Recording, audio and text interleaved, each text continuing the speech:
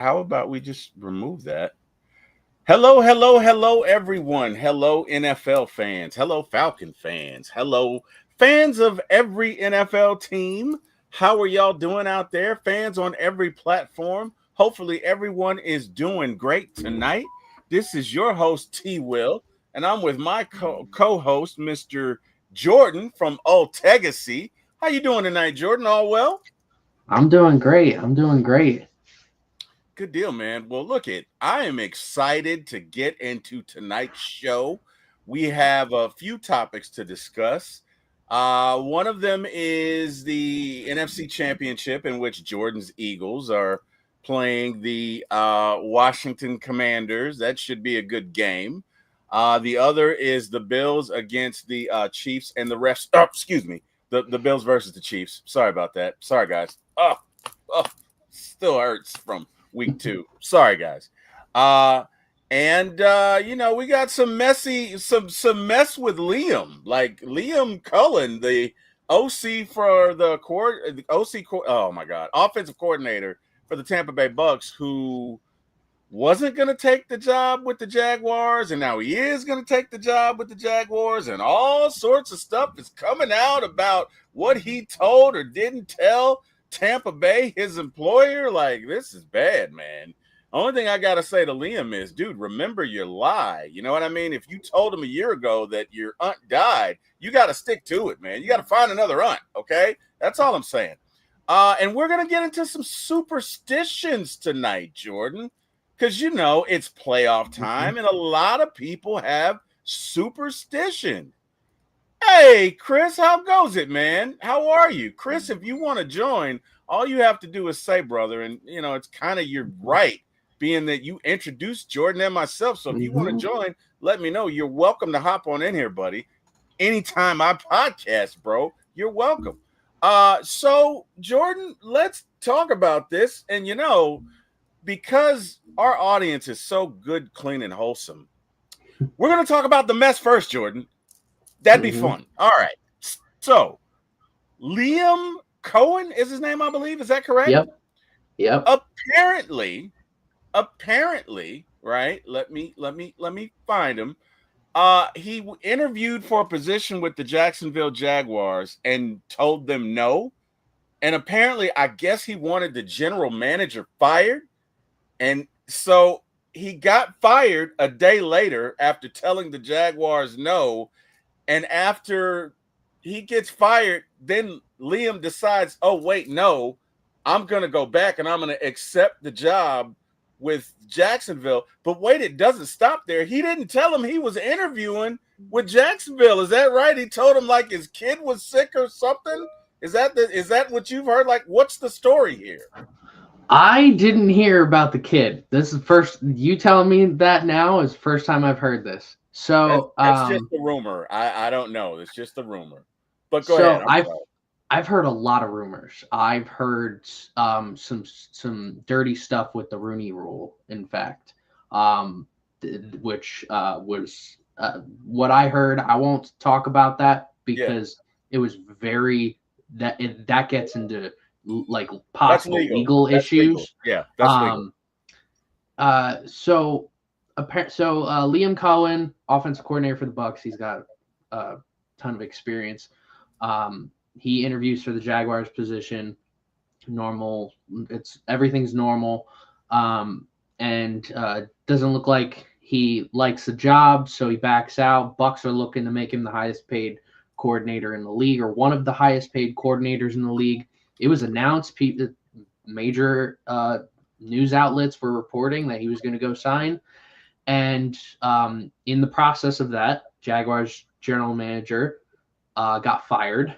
And then the owner Shad Khan, he calls up Cohen and says, do you want the job? And Cohen, without telling anyone, goes to Jacksonville. And he signed the contract. So the Jaguars have a new head coach. Without telling the Bucks, by the way. Damn. Like, the entire time that there was no contact. Like he said publicly with them, he was going to go sign the contract with the Bucks, and then right after Khan called him, no communication with the Bucks. That's Damn. dirty. That's dirty. Damn. Well, if you believe in karma, I don't know. Chris A1 says these Coens ain't loyal, man. These Coens ain't loyal. I don't know, man. Look, I don't know what he told the Bucks or what. I heard that on Dukes and Bell or something like that. Mm-hmm. But I mean, again, that's hearsay. So please don't take that. Mm-hmm. I have no proof of that. So again, all I can say is according to what we've heard, like you said, he didn't let the Bucks know at all. Like that's kind of shady, man. Like that's like, I mean, bro, come, you do the. Hey, Liam, you're supposed to be here at 10. Are you? Hello, buddy. Are you coming? Liam, it's 10:30. Liam, it's 11:15. Liam, where the hell are you? It's 12. I mean, gosh, man. Jeez. What are we doing here? It's what up, unprofessional. Debo Bodge? How you doing? See, I tell you what, if it doesn't work out in Jacksonville, I don't know that he gets another opportunity because it's not good to burn bridges in this business, man. It's not good to burn bridges in any business, but especially not one that is so public, bro. Everybody is talking about this tonight, bro. Everyone. Like that's, I don't know, man. That's insane. That's crazy. I guess like Chris said, these Coens ain't loyal. Like, what'd you say? I think it's just so unprofessional. I mean, I talked with a lot of people. I was like, does this just seem unprofessional? Like you verbally commit to do something, and then within 48 hours, what was it? Within 24 hours, he changes his mind and doesn't tell anyone. Like, all right. I mean, nobody. If it would have been one thing if he spoke to like Todd Bowles saying, hey, like I didn't really like the general manager all that much. That was the only thing holding me back from making this decision. Like if he communicated, I'm sure Todd Bowles with a lot of coaching experience would have been like, hey, that's fine. Yeah. I mean, I don't know Todd Bowles personally, but like me personally, if I'm in Todd Bowles' situation and someone says that, I'm like, hey, you go do you. You're getting your contract. You're getting a much higher paid contract than you would as an offensive coordinator. But he didn't say anything. And I don't know if I'm a coach on the Bucks and like say he wants to pull like coaches from the Bucks to throw on the Jaguars, why would I go and join him? Like exactly, it's like you just did that. It like you just dipped and you're like, hey, buddy, come with me. Like, no, yeah, I'm not doing that. Right. I'm loyal. Exactly. It gives me Bobby Petrino vibes, like how Petrino did the Falcons. Yep. Just shady, man. Just wow, man. You know what? I'll tell you what, Liam, you are not invited to the cookout, sir. You are not invited to the cookout, all right? Because we don't know if we can trust you, Liam. You know what I mean? I'm just saying, look, you know, I'm just saying, I don't know that we can trust you, Liam. You know what I mean? Like, I don't know. You might be at the Spades game telling people I got, 10 books in my hand and just messing stuff up for everybody, Liam. I don't know. You know what? Hold on. Let me ask. Jordan, do you play Spades? One time. All right, so we're gonna have to get you initiated into the game of Spades, because when I crack that joke and you are fully initiated, you're gonna laugh because that would have been funny. It wasn't funny because right, you don't know the game of Spades, which is cool, but we're gonna take care of you. Don't worry about it. Debo says Cohen better win 4 straight Super Bowls after this less than professional act. Darn it. A1 says Buck's still waiting on.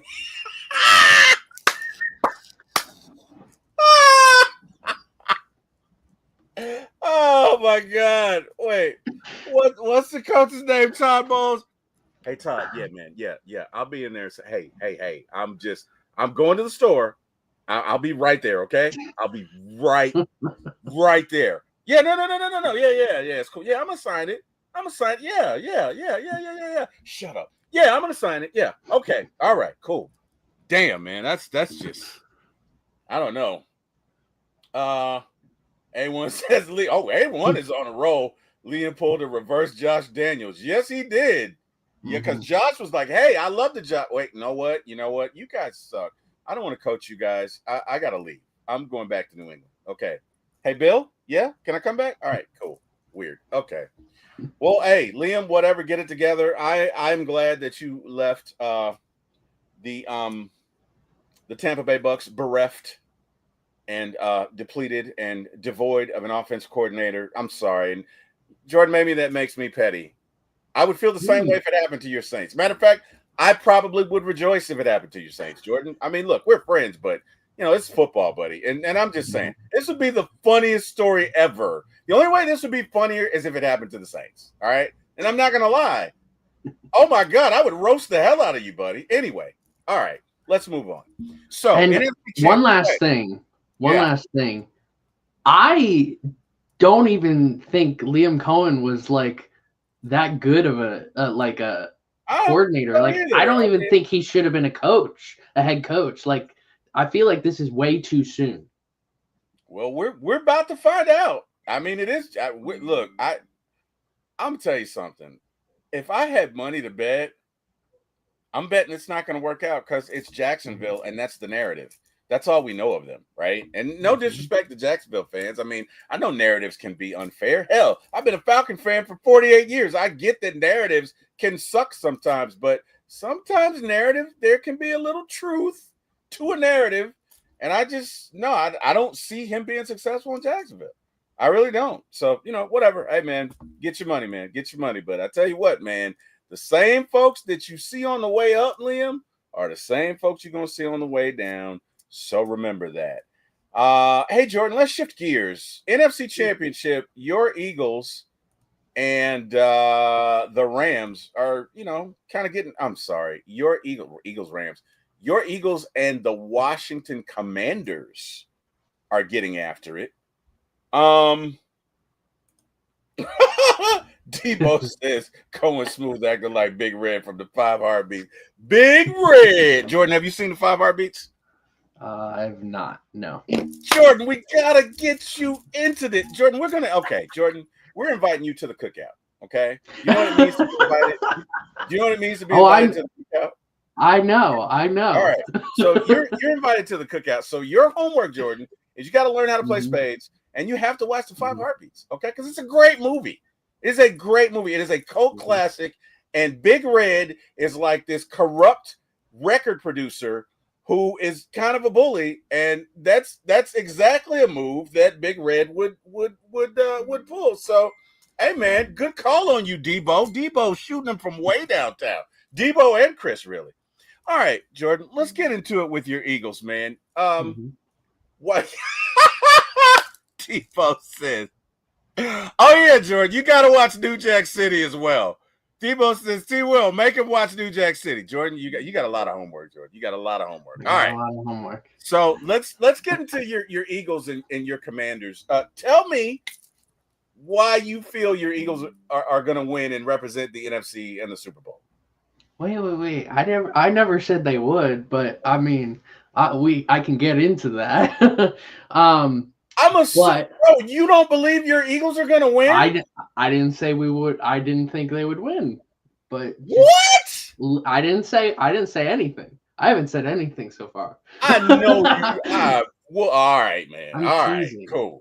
I'm sprinkling a little bit of you're sprinkling. Okay, we're sprinkling. All right. Okay. Go ahead. First, I want to talk about, this is going to be like my recap of last week's game against the Rams, because a lot happened in that game. There was snow. I know a lot of people who went to the game. It was a pain. Damn, Chris! Who are you, imitating Eric today? Shit! I'm sorry. Hold on. Hey, Raymond, how you doing, man? We're just cutting up tonight. Raymond says, gotta tell him about the office hours at T-Ville. Oh, you're right, but he'll see that when he sees the movie. All right, Liam, go ahead, man. Go ahead. I'm sorry. All right. Oh my God, Liam! I got Liam on my head. Yeah. Okay, I'm sorry. Go ahead, Jordan. I'm sorry. Don't confuse me with an My bad. I know unprofessional you're not shady. You have dude. integrity. Go ahead. My bad. But I will talk about Shady. So Eagles Rams. Initially, Jalen Hurts had that long 44-yard touchdown run, which was something I've been waiting for because people have been talking about Jalen Hurts isn't as mobile as he is. I'll get into Jalen Hurts slander because I feel like the media absolutely hates Jalen Hurts. And I'll get into that. But great opening drive. And yeah, I do like two teams. He does. And I've been a fan of both for 17 years now. Hey man, you stand in your fanhood, okay? And don't let Oh anybody yeah. tell you any differently, damn it. But go ahead, Oh sir. yeah. Matt Stafford came in. He threw a 4-yard touchdown to Tyler Higbee. Defense looked like they were good. They were a little rusty almost, but they ended up doing great. Had a fantastic game, I think, up until I would probably say the last 4 minutes. The defense played very well, and then end of the first quarter, and Saquon goes and scores a 62-yard touchdown like it was nothing. During that play, I'm thinking, all right, we should be running left. We should be running left because the way there was, if Saquon got past the second level, he's gone. And then Jalen Hurts flips the play, has them go right. And I'm like, what are you doing? You're going right into the blitz. But the offensive line picked up every block they needed to pick up. And I saw the mic'd up after the game, or yesterday, I heard the mic'd up. And Cam Jurgens, Landon Dickerson, and Jordan Mailata were all joking. They're like, did we all pancake our guys? Because he just – I mean, there was nobody close to him. There was one guy, and of course Saquon slows down a little so that Jared Verse can come and try and catch him, but he knows he won't. Jared Verse talked a lot of smack before this game. He did hold his own. I appreciate you backing up your words. You did exactly what you said you were going to do, but you still lost. Second quarter, not much happened. We had a field goal from the Rams. It was 13-10 going into the half. Third quarter, another Rams field goal, and it's tied up 13-13. Jake Elliott, the entire game, Jake Elliott, I would say the entire season, he's been very hit or miss. He missed an extra point in this game. He missed 2 extra points in this game, but made all of his field goals. This is how he's been all year. And I think I've gotten to the point because a lot of Eagles fans have been saying like, hey, he can't be doing this in the playoffs. And I've been expressing that too. Jake Elliott is beloved Eagle, will forever be an Eagles legend for a lot of great kicks. But this year he just took a step back. Like last year he was playing at an all-pro level, one of the best kickers in the league. And this year, it's just a very mediocre year for him. I feel like a lot of kickers took a step back this year. Yes, I agree. Koo, although Koo was injured, Mm-hmm. he took 6 steps back. Yeah. Justin for Baltimore. Tucker. Yeah, he took. I mean, look that's another conversation for another time because I have my own conspiracy theories, but I just think it's weird that all these kickers, all of a sudden this year, FanDuel, just kidding, all of a sudden this year, all these kickers just take a step back, right? I don't know. You got football in Vegas. I'm just kidding. All right, guys, for those of you who don't know me, hey, Carrie, and Carrie knows me. I'm a conspiracy theorist, so I just like to throw stuff out there as fun. I don't know that there's any connection because I don't want to be dead next week. If you're listening, NFL. But it's just weird, right? That like you got 3 kickers that before this year were pretty good, and now all of a sudden, like it's just like I forgot how to kick a ball. I don't know, weird. So anyway, but go ahead, Jordan. I didn't mean to cut you off. But like you're saying, but going into the year, it's funny because all these everyone in chat, hope you all are doing. Appreciate that, Carrie. Hey, Miss Carrie. It's funny because all the going into the year and at the beginning of the year, there was talks like people were like, "Oh, we should narrow the goalposts." No, that's a stupid idea. That's a stupid idea. You know whose idea that was? That was Jason Kelsey proposed that idea. I love Jason Kelsey. Forever, forever, Jason Kelsey will be a hero in my heart. He was born in November 5th, the day after me. Scorpio. Fellow Scorpios. Yep, fellow Scorpios. And Scorpio show, by the way, like this is a Scorpio show. So you're born November 4th, right? Yep. And I'm born November 17th. So this is a Scorpio show, which lets you know we both have massive egos, and we're probably both narcissists. So, whatever. Anyway, go ahead, Jordan. But yeah, I hated that idea frankly. I thought it was a stupid idea. I don't think we should narrow the goalposts. I think is kicking getting slightly better? Yes, not enough that we should be changing the rules. I think definitely not this year. Definitely not this year. But when kickers are kicking 100% through like multiple seasons, then yeah, let's think about that. But yeah, getting back to the game, Jalen Hurts got hurt. My whole soul got sucked out of me when I saw Jalen Hurts. It had to be a bad feeling. I was like, I can't trust. I immediately was thought like I can't trust Kenny Pickett for the life of me. Don't they call him small hands? Oh yeah, they do. Kenny with small hands. Yep, he has small hands. He definitely does. And I love Tanner McKee. Tanner McKee, in my opinion, can be a starting quarterback in this league. I want him to be the backup, but for some reason we have Kenny Pickett. Tanner McKee has proven that he can play very well, and he can play very well in this system, and with the surrounding cast. I mean, there was a small window of time where people were like, "Oh, maybe Tanner McKee should start over Jalen Hurts." I think that's a stupid idea. I love Jalen, and I love Tanner McKee. Tanner McKee was my number 4 QB going into the draft. And the only issue I had with him was he didn't play against top competition, being at Stanford. But I mean, he proved that even against pro talent, he can play very well. Outside of that, I think McKee should have came in, but I think if Hurts were to ever get hurt throughout the playoffs, Kenny Pickett's going to be in, which sucks. I hate that idea because I feel like we'll immediately lose. Jalen comes back in next drive. You can tell he's a little hurt, and we allow the safety. A lot of people are saying he's holding on to the ball too long. He was. I will say AJ Brown said after the game that visibility was very hard for receivers. So I imagine that it's the opposite. I imagine visibility was kind of hard for anyone playing quarterback.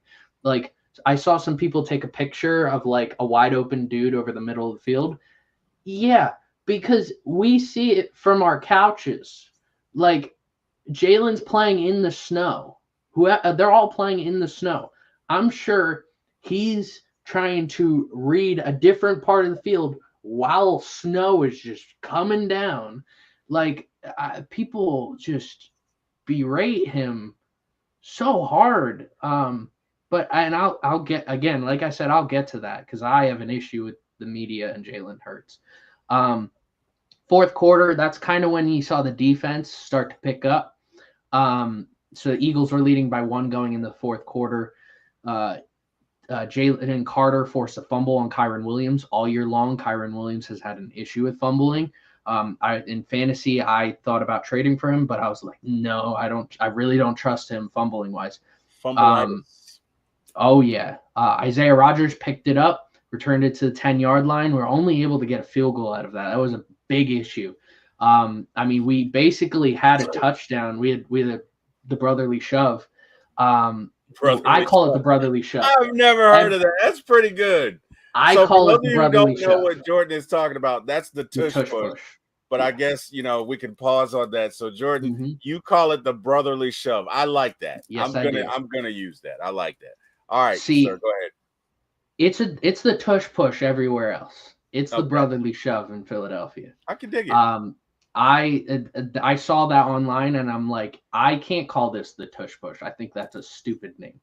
I saw like other Penn State fans call their tush push the Nittany nudge, for the Nittany Lions. So everybody's got their own little nicknames. I like it, but the brotherly shove, I stick with that. I can dig it.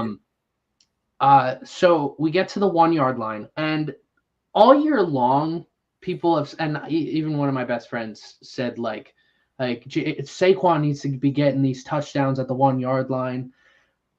I don't think people realize just how difficult it is to hand the ball off to your running back and run for 1 yard. It's in the game of football, it's a game of inches, and it is very difficult. Even when you have the best running back in football. Mm-hmm. But with the success rate of the brotherly shove, you should be calling that. And we got to the 1, and Saquon, they try a handoff of Saquon, he doesn't get it. They try the brotherly shove, and we get it, but there's a penalty. Mm-hmm. And I thought, that should have been our first thought, is to do the brotherly shove, not run with Saquon. Mm-hmm. I know people were were questioning whether Jalen Hurts was hurt. My thought is, if he's out there, he should be able to run the play, regardless if he's healthy or not. So I had an issue probably with that drive. That should have been a shove right there. Next drive, Nolan Smith came in, forced a strip sack. Nolan Smith's playing so great. I love it. The one thing I wanted Nolan Smith, if anyone's watched any of my videos all year long, Nolan Smith can be very good if he were to develop like Dwight Freeney's spin move. If he talked with Dwight Freeney for maybe like 10 minutes about that spin move, because Nolan Smith can get the edge, but he has no like inside move. If he develops an inside move, he can be one of the best edge rushers in the whole league. And he's been playing really well this second half of the season. I love it. He got strip sack on Matt Stafford. Zach Bond recovered it. Conditions are bad, so Stafford it's not like he tried to let the ball go. I mean, the ball was slipping out of his hands. Jake Elliott comes in, kicks another field goal. So this is standard Jake Elliott at this point of the year, where he's making all his field goals and missing his extra points. And then what I thought at the moment was the game-clinching touchdown, Saquon's 78-yard touchdown run. I will forever remember that play. I've watched Saquon since he was a freshman at Penn State. He's he's my favorite running back ever.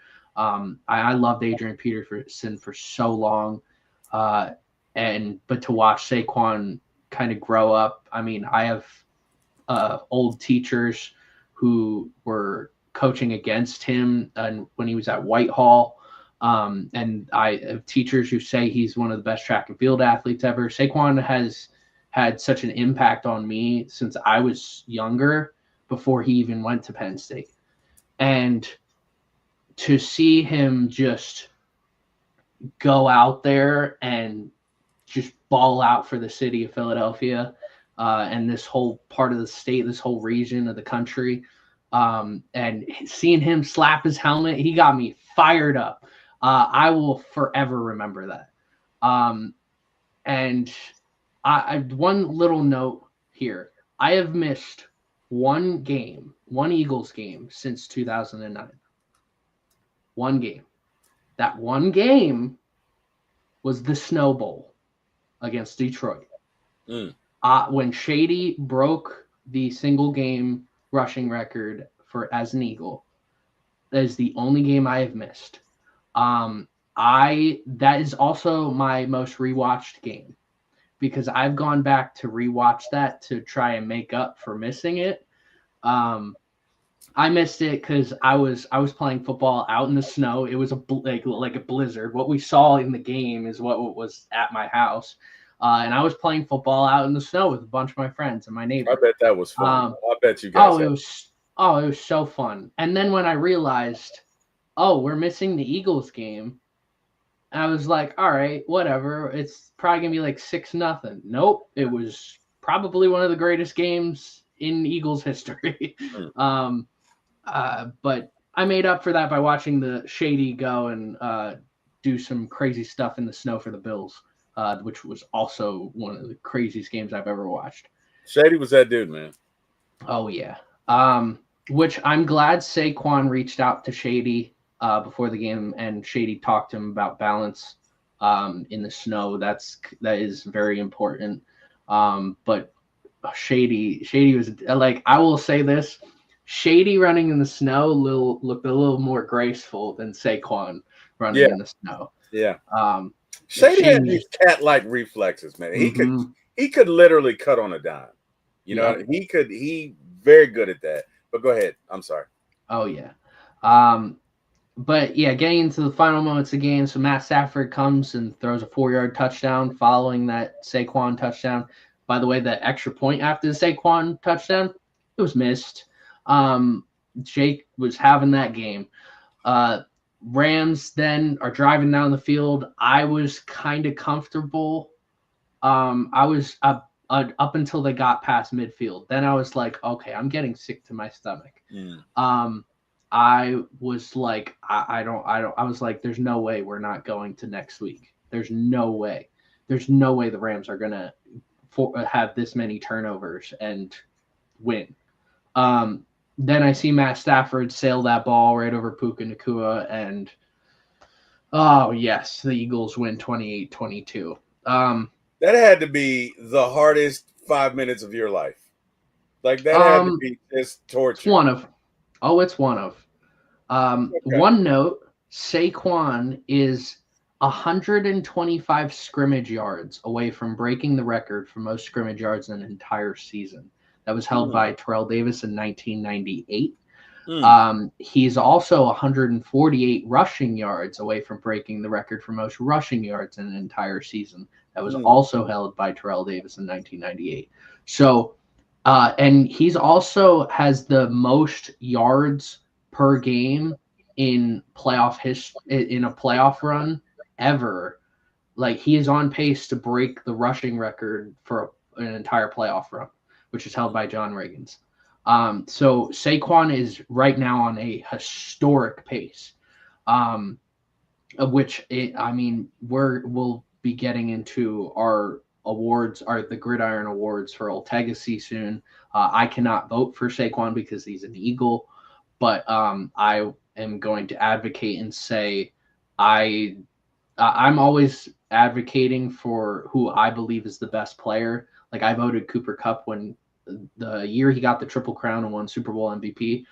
That was my vote for Player of the Year. I thought he was the best player all year long.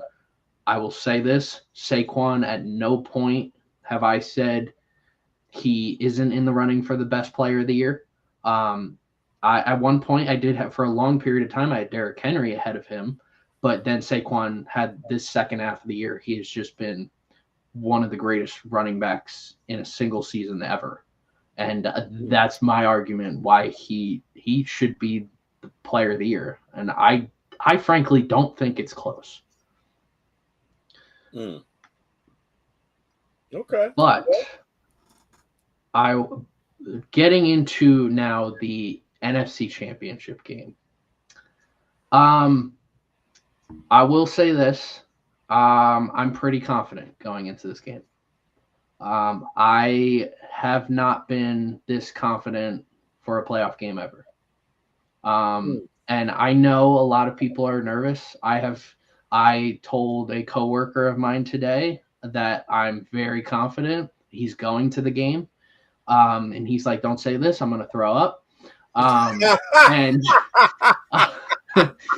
and Oh wow, he's going through it. He's going and through it. I'm really confident. I think the second matchup against the Commanders, there was two major things that happened in that game. It led to a shootout. Everybody says Jalen Hurts got hurt, and that was an important part. But I think the thing that people are really missing is CJ Gardner-Johnson was ejected.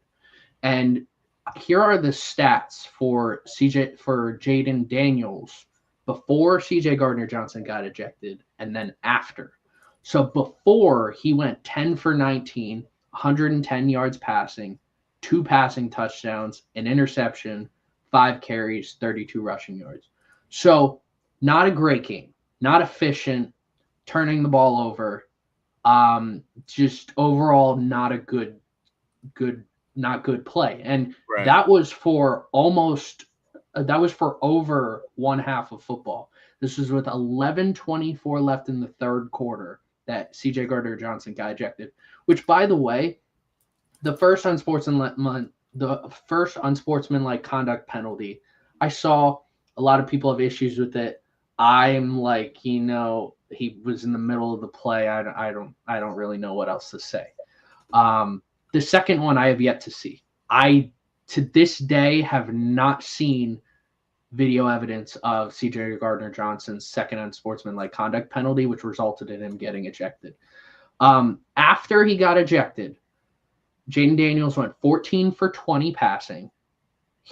That's 70% completion percentage, 148 passing yards, 3 passing touchdowns, 1 interception, 4 carries, 49 rushing yards. So outside that turnover, he played an almost perfect game of football. And that was so I think the key for this game is CJ Gardner-Johnson just staying in the game. As much as I have trashed on CJ Gardner-Johnson to begin the year, I called him Namni Asmoah, Byron Maxwell. Because at the beginning of the year he was. But he has adjusted to Vic Fangio's scheme, and he is playing like he did before the last time he was in Philadelphia. So I think the combo of losing Hurts and CJ Gardner-Johnson forced that last Commanders game into a shootout. Mm-hmm. And Kenny Pickett in a shootout against Jaden Daniels, the offensive rookie of the year, one of the greatest rookies we've ever seen. That's hilarious. I don't know how we're supposed to compete. And it came down to one drop ball by Devontae Smith. He catches that ball, and then we win that game. But the fact that I can say that with Kenny Pickett playing in that game makes me very confident going into this conference championship game. Okay, I see your point. I do see your point. Let's shift gears a bit, right? So we'll get into the AFC Championship, I guess, after this next segment, which is sports superstitions, right? Because we always hear about these wild and crazy superstitions and things people do. And, you and I did a little research, Jordan, and we came up with some interesting stuff. So with that being said, T. Will and Jordan from Otagossee present to you sports superstition. Well, first we're going to go way back to the Red Sox curse of the Bambino, right? The curse of the Bambino. Oh, you know what? It would help if I presented it. There we go. The curse of the Bambino was a superstitious sports curse in Major League Baseball derived from the 86-year championship drought of the Red Sox between 1918 and 2004. The superstition was named after Babe Ruth, colloquially known as the Bambino, who played for the Red Sox until he was sold to the New York Yankees in 1920. While some fans take the curse seriously, most use the expression tongue-in-cheek. I beg to differ. I know a lot of Red Sox fans who took this like it was the gospel, okay? And they finally broke it in 2004 with that 2004 Red Sox team, and good for them, but a lot of people believe in that. All right, so from this sort of curse to, I don't want to call it ridiculous, but let's call this an extreme routine. So here we go. We got Nomar Garciaparra who used to play for the Red Sox, and literally every time he came up to bat, this is what he did. Okay, so yeah, all right. So I'm gonna adjust my gloves. All right, yeah, cool. I'm good. Now I got a toe tap. All right. Now I got to do my swing, and I'm ready to go. Oh wait, all right. After each pitch, this is what he would do. Are you kidding me? His at bats would probably take 12 minutes. Let's get this guy some therapy. Are you serious? Holy crap. All right. Let's go from that to the curse of South Carolina. That's right. The chicken curse. The chicken curse for the South Carolina Gamecocks. Are you kidding me? Jordan, I just found this out today. Okay, so apparently, oh man, where the hell is the story? I had it all ready to go. All right. The chicken curse started in the late 1800s when former South Carolina governor and U.S. Senator Pitchfork Ben Tillman, along with Thomas Green Clemson, heard the name before, tried to convince the state of South Carolina on the need for an agricultural school to help the poorer farmers of the upstate. USC's donors at the time were the rich, large landowners in the lower part of South Carolina and were not fond of another educational institution in the state. After all the drawn-out frustrations of the state legislature trying to prevent a new school, Tillman threw a pitchfork into the ground on USC's campus and claimed the university was cursed and doomed. That's right. Are you kidding me? So, let's change gears a bit because this is getting a little bit, spooky. All right, so now to the regular superstitions. I interviewed some Falcons fans, non-Falcons fans, and this is what I got, right? All right, so certain people, not named T. Will not watch certain movies before a Falcons game. I don't know why, guys. I don't know. Maybe when I was a kid or something, I watched a movie I shouldn't watch on HBO while my parents were asleep. Sorry, mom and dad. And the Falcons lost the next day, and maybe in my mind, I don't know, I felt like it was my fault. But either way, we're going to move on. So and that's just with the Falcons. With the Braves, whatever. They play too many games. You know, I got to watch what I got to watch. Some folks will not watch the game, right? So I have some friends that say if they watch the game, their team loses. So they don't watch the game, right? Some folks will not drink before a game. Now, this one is my friend who's a Bills fan, Alex Studd. And Ron Studd is the one that I believe he won't watch the game. But Alex, poor guy, won't drink before a game. And he won't eat either. I don't think he'll do either. Some folks, like my friend Jack Spade, will absolutely drink before a game, specifically tequila and Don Julio. He'll drink before, he'll drink during, he'll drink after. And so will my brother, Eric Parker, by the way, who loves to hang with, Jose Cuervo. That's my brother's drink. All right. Certain people, Jordan, are not watching a game at T. Will's house. Are you kidding me? I'm accommodating. What the hell is up with you, Eric Parker? My brother feels like the fact that the Falcons lost in the 2012 NFC Championship and the 2016 Super Bowl is somehow my fault. So he refuses to watch the game at my house. But it's okay. I still love you, bro. Some people feel like betting on the team causes losses. Now, this one, let me ask you a question, Jordan. This is interesting. Have you ever bet on your team in a game or against your team in a game? Well, I've actually never bet. As Michael Jordan says he has an obsession with winning. I didn't know what it was, but I'm pretty sure I have an obsession with winning. So I know for a fact if I won one bet, I would continue to win, or if I lost, I would continue to go until I won. So I choose not to bet. That's fair. That's fair. A1 says, "What's going on, everyone? Hope y'all chilling and shit."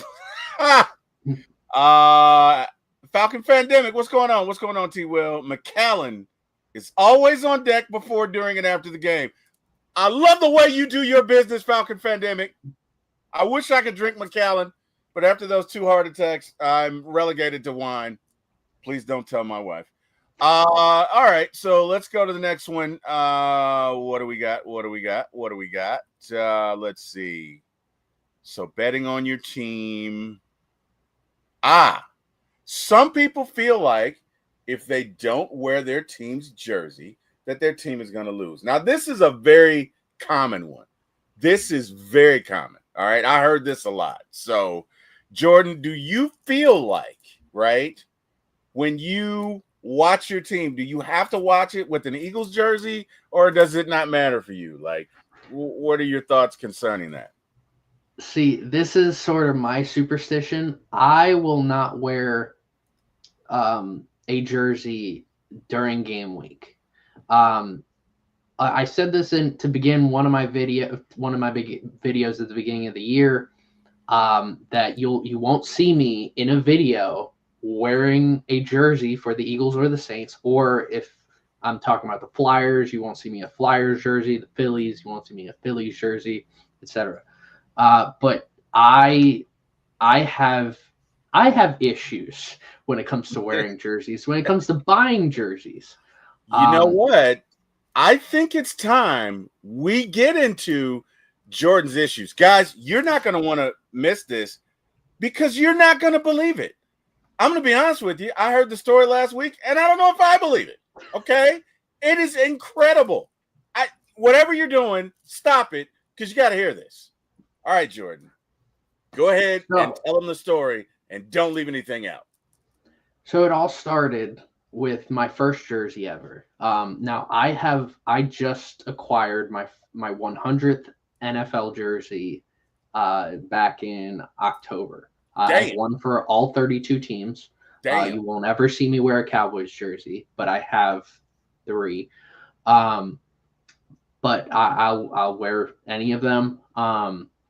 But my first jersey ever was a Donovan McNabb white jersey. I bought it, and then 1 hour later, he was traded to the Washington Redskins. Damn! So it's your fault he got traded. Wow! Who knew?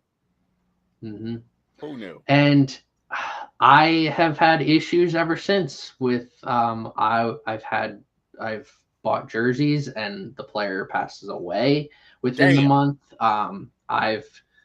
My Jimmy Graham Saints jersey, I got the Jimmy Graham jersey, and then that month he got traded to the Seahawks. Damn. The only jersey that I have yet to have an issue with is I have some backstory. I never pay full price for a jersey. All my jerseys are thrift stores, antique stores, online off like international websites that you shouldn't be using, or Black Friday deals on NFL Shop.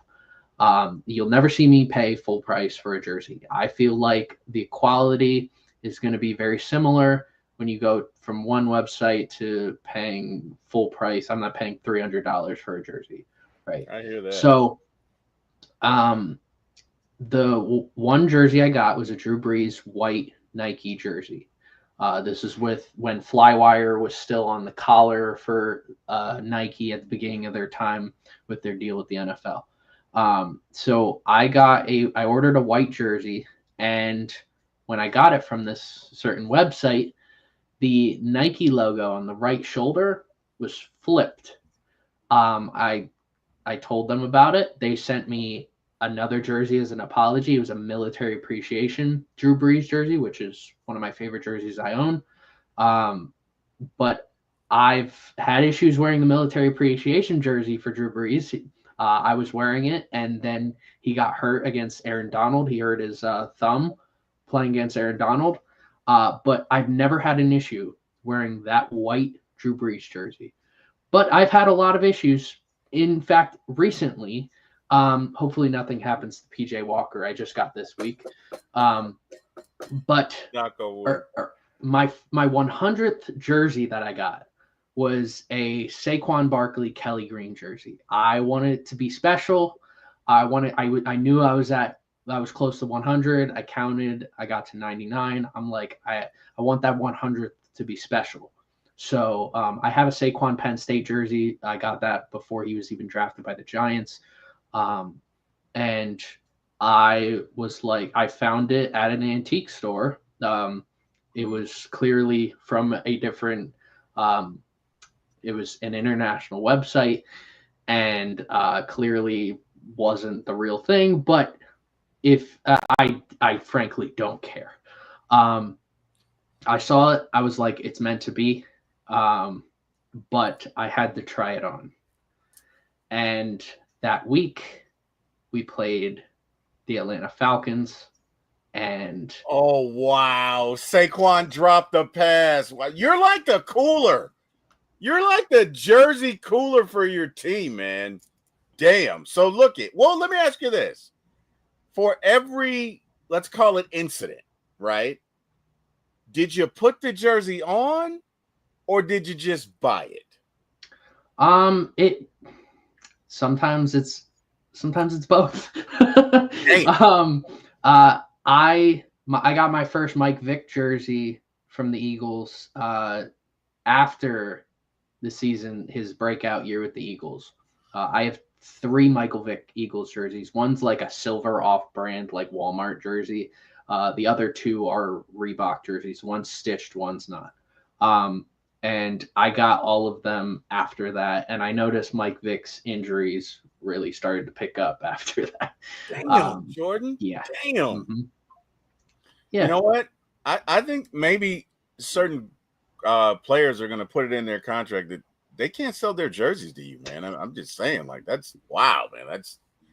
I want to say it's not you, but damn, Jordan, like, the scientific method kind of shows that, I don't know, Jordan. That's crazy. Wow. Okay, well, I'm assuming you're not wearing any Eagles jerseys this weekend, I take it? No. I haven't worn an Eagles jersey since probably August. Well, you know what? Since you hate trying it on.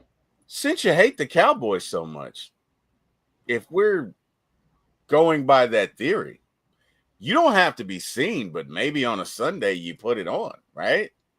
Maybe on a Sunday, every Sunday, the Cowboys, you put it on for like 5 minutes and let's put this thing to the test, right? Test those powers out. I've tried it. I tried it. Mm-hmm. Doesn't work. Oh, wow. Okay. It didn't work? Mm-hmm. Damn. Does not work. It only works on the teams you love. Damn. That's wow. Wow. That sucks, man. Wow. In fact, I think my biggest story I have is the Falcons Patriots Super Bowl. Now I at the time owned a Drew Bledsoe Wilson 90s Patriots jersey. That was the Patriots jersey I had. And I also have, which if you've seen other videos, I have the Jamal Anderson Falcons jersey. The old Nike jerseys. And I didn't care who won that game. I didn't want to see the Patriots win. I didn't want to see the Falcons win. And whenever anybody asked, I would be like, you know what? I'd just rather see the Patriots win. I don't want someone in my division to win. So I started the game wearing a Drew Bledsoe jersey. I wore it for the entire first half. And I was like, this is ridiculous. I took it off. I put on the Jamal Anderson. And yeah, the rest of the Super Bowl is you kind of know. The heartbreak, the therapy that I still need. It's your fault, Jordan. It's your fault. And that's very small of you. Damn it. I don't know why you had to bring it up. Wow. If you could only use your powers for good, Jordan, like that'd be wow. That's I've never heard a story like that before. Please never wear a Falcons jersey.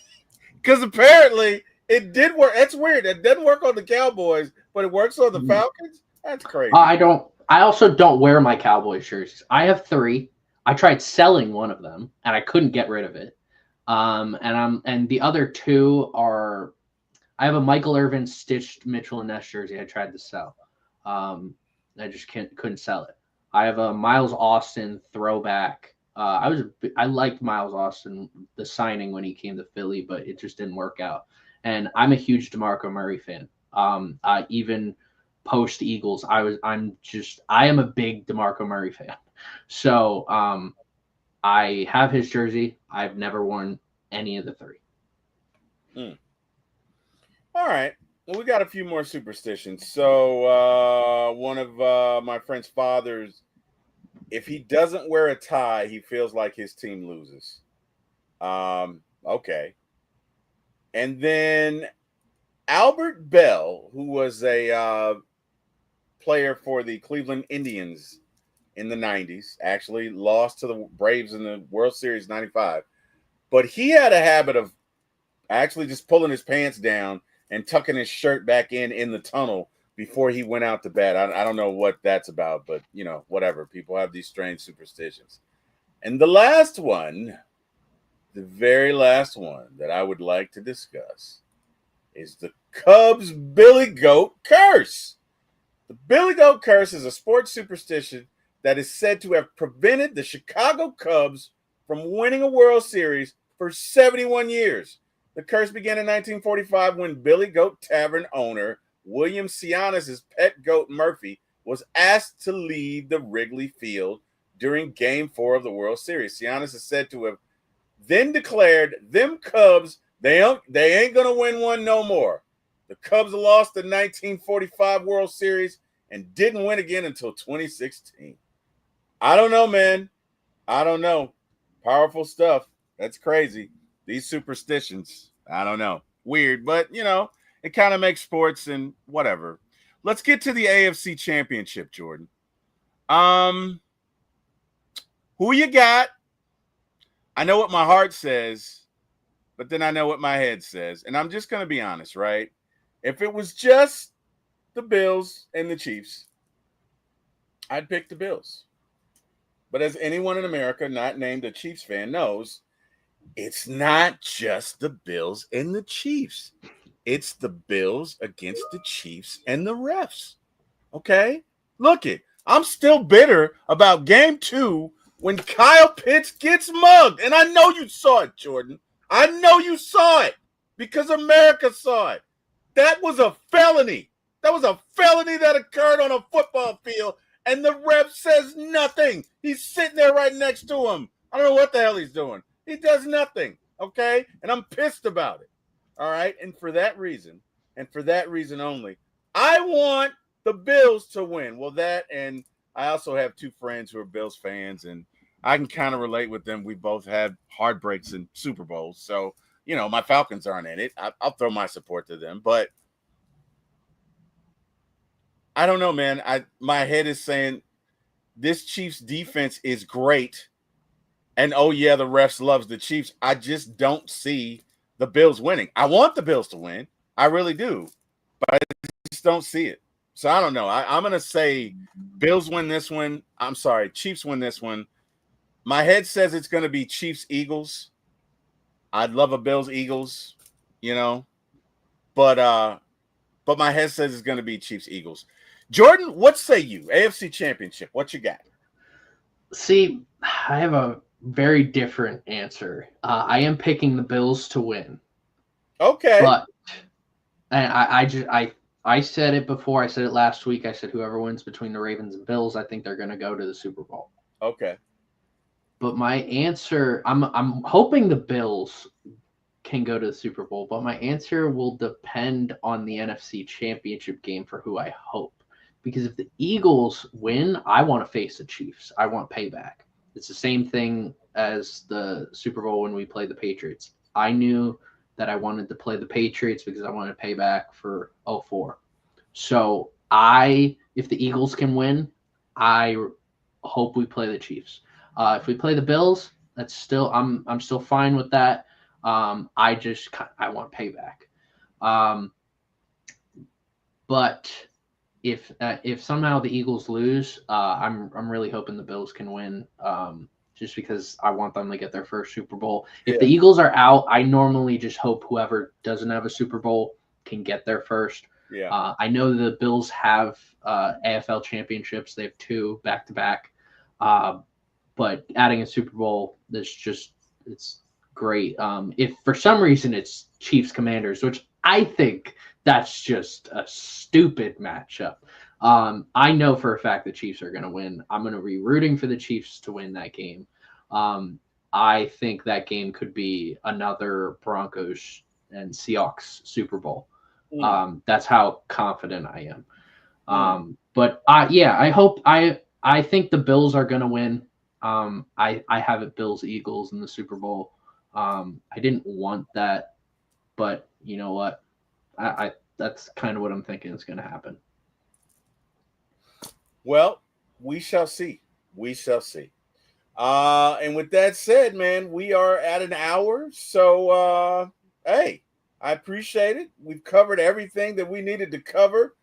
The only thing we got to do now is sit back and wait. Hey, man, I'm going to reach out to you on Sunday if you guys win. If not, I'm going to give you a couple days. I'm not going to bother you. You're a friend. I'm not going to. Now, I'll be honest with you. If it were your Saints, Jordan, nothing, not even friendship, would stop me from giving you shit about losing that game. I just want you to know that, okay?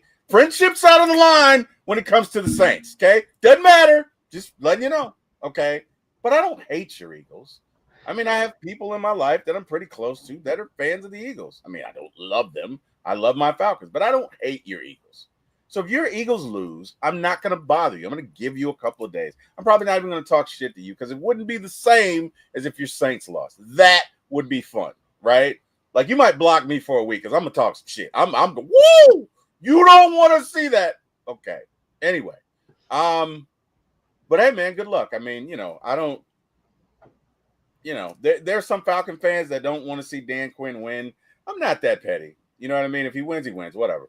Now Kyle Shanahan, I don't know. We might have to talk. But Dan Quinn, whatever. But like I say, I got people that are close to me that are Eagles fans. So if you guys win, I'm cool with it. And I want you to know that if you win on Sunday, I'm going to reach out and congratulate you and say, hey, man, go kick ass, in the Super Bowl. And if not, then I understand. That's going to be a sucky day. I probably won't bother you until next Thursday when we have a show Friday. So I'll give you, that time. And I don't know, maybe we'll do something light. So if you guys lose, we'll do something light that Friday, right? It won't be anything because, well, wait a minute. Let me ask you this. If you guys lose, will you even feel like talking about football that week? Probably not, right? Oh yeah, I'm very like I know a lot of people like I mean I know a lot of people who tend to throw things when they lose. Yeah, my wife tells I me I'm a child because I'm one of those people. Yeah, we um have 3 kids. She says she has 4, but go ahead because I throw shit. I throw shit all the time. After a certain game that I just won't talk about, I feel like there's nothing worse I can feel as being a fan of sports. So I if I realize if I lose, then that's something to talk about. It's a discussion point. After Penn State lost the playoff game against Notre Dame, I was just like, I'm going to bed. I went to bed, woke up the next day. I'm like, yeah, this sucks. But I never expected Penn State to get that far. Yeah. The Eagles, if the Eagles were to lose, which you always got to think about, like, if your team loses. If the Eagles lost, I'd be upset from a historical factor because I don't want to be the team who allows a rookie quarterback to go to the Super Bowl for the first time ever. That's my historical side of my brain talking. And then there's the other side that's like, you're allowing the Commanders to go to the Super Bowl, first time under a new name going to the Super Bowl. It's just ridiculous. I would be able to talk about it. I'd be a little frustrated. I think my recap would be a separate video. I don't think I would show my recap on here because allow a lot of frustrations out in that. If we lose, it's because of Nick Sirianni. That's I've been saying it all year, and I don't feel like he's able to win us a Super Bowl. Nick Sirianni, this is a special group of people. This is a special team. I love Jalen Hurts, Saquon, AJ, Devontae, Dallas Goedert, that whole offensive line from Mailata to Dickerson to Jurgens to Becton to Lane Johnson. I love this whole offense, that defense. I love this defense. I love Vic Fangio is so awesome. The special teams players are really hit or miss at times, but I love this whole team. I think this team can win a Super Bowl, and the only thing holding it back is Nick Sirianni, and that's a itch I can't scratch. Well, my friend, we will see. I know I'm excited about it, so I'm going to say to you, hey, good luck to your Eagles. Hope they do well, and good luck to the Bills. And I'm not going to say how I feel about the Chiefs. I'm going to keep that to myself and remain professional. But hey, man, to everybody that joined us in the chat, thank you so much. We appreciate it. Could not do this without you. Jordan, tell these folks where they can find you, man. Well, you can find us at Ultegacy, Ultegacy. You can find us on Facebook, Instagram, Twitter, or X, whatever you want to call it, Threads. There's a new platform we're trying. I don't remember what the name is. Blue Sky? Is it Blue Sky? Blue Sky, yes. Okay. We're trying to expand to like all different social media, but we're trying to get more of a following on YouTube. I know we have like a little over 85,000 followers on Facebook. Trying to bring them all into YouTube. So you can find us there. Thank you, T. Will, for having me once again. I love talking about football with you. I love talking football I love talking football with you, Jordan, because you make me laugh. And, it's fun. I mean, because I don't know anybody else who has caused so much damage to their own team, man. You're like, that's crazy. That is insane, bro. That is insane. Like, I would feel so guilty if I'm probably not helping you, right? I know. But, like, if I bought a Michael Vick jersey and, like, the next week they traded him, like, I don't know, man. You're emotionally mature. My wife tells me I'm not. My wife tells me I'm a 12-year-old because I throw shit when my team loses and I raise my voice and I get mad and I do all this, other stuff. And she's like, she has 4 kids, which is whatever. Anyway, guys in the chat, thank you for joining us. Jordan and I will be back next week and we'll talk about other stuff and have fun and probably be leading up to the Pro Bowl and Super Bowl. Jordan, we may have Lisa Shepard join us next week because I think she'll be at is the Pro Bowl next week? Or is it Super Bowl is 2 weeks after, right? So the Pro Bowl is next week. So we probably will have Lisa Shepard on that show because she's going to the Pro Bowl and we'll be interviewing players, and it'll be a fun show. So we'll have that. It'll probably be me, Jordan, Lisa, and whoever else decides to join. And we'll be with you for at least an hour, and we'll be talking Falcons and Eagles and everybody. And the Pro Bowl. So, look it. You guys have a great week. I obviously want to thank God. Wouldn't be here without him. Look it. If you guys enjoying the show, please come back.